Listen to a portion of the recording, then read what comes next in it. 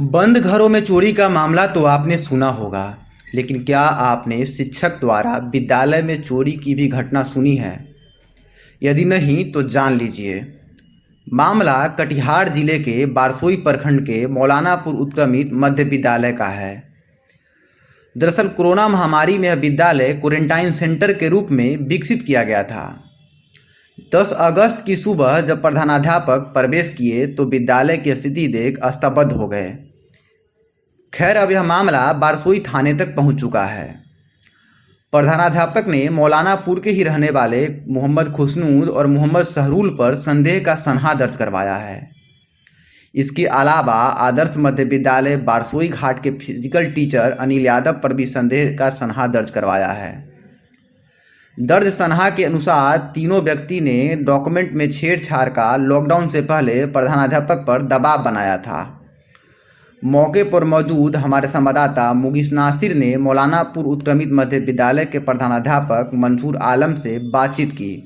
सुनिए क्या कुछ कह रहे हैं अध्यापक। आपके विद्यालय में जो चोरी हुई है, सुबह जब आप स्कूल आए तो क्या देखिए, क्या पाए स्कूल में? हाँ, जब मैं 9 बजे स्कूल पहुंचा तो स्कूल के कार्यालय में 2 दीवार हैं। मैं देखा कि दोनों दीवार का ताला टूटा हुआ है। उसके बाद मैं अपने स्टाफ के साथ जब अंदर आया तो एक टेबल पर सीसीटीवी का सेट और लाउड स्पीकर का सेट था। देखा कि वो गायब है और जिस कुर्सी पर मैं बैठता हूँ उसमें फुटप्रिंट्स देखा। उसके बाद टेबल जो मेरे सामने रहता है उसमें छात्र उपस्थिति पंजी 2019-20 और शिक्षक उपस्थिति पंजी, ये हाल ही में जो क्वारंटाइन सेंटर बना था उसका सारा रिकॉर्ड टेबल पर था। टेबल क्लॉथ सहित वो सारा रिकॉर्ड गायब है। नया नामांकन जो प्रवासी मजदूरों के बच्चों का हुआ 39, उसका सारा डॉक्यूमेंट्स भी टेबल पर था, वो भी गायब। ये मैंने पाया। पुराना रजिस्टर भी कुछ गायब हुआ है। उसके बाद पुराना रजिस्टर जो एक ट्रंक में था, यानी बड़ा बक्सा में, उसमें रिजल्ट एडमिशन रजिस्टर यानी नामांकन पंजी 2008 से मेरे पास था और आज तक का वो सारा नामांकन पंजी और 2005 से जो रिजल्ट बुक था वो भी अलग अलग जगह बना हुआ था, ईयर वाइज वो सारा गायब है।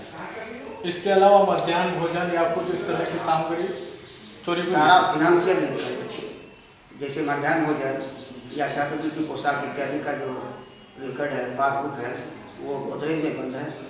गोदरेज को तोड़ने की लगता है देखने से कि प्रयास किया गया लेकिन टूटा नहीं, वो मेरे पास है। अभी तक मैं उसको खोल के नहीं देखा हूँ, लेकिन गोदरेज जब खुला नहीं है तो इसका मतलब होता है कि वो सारा है।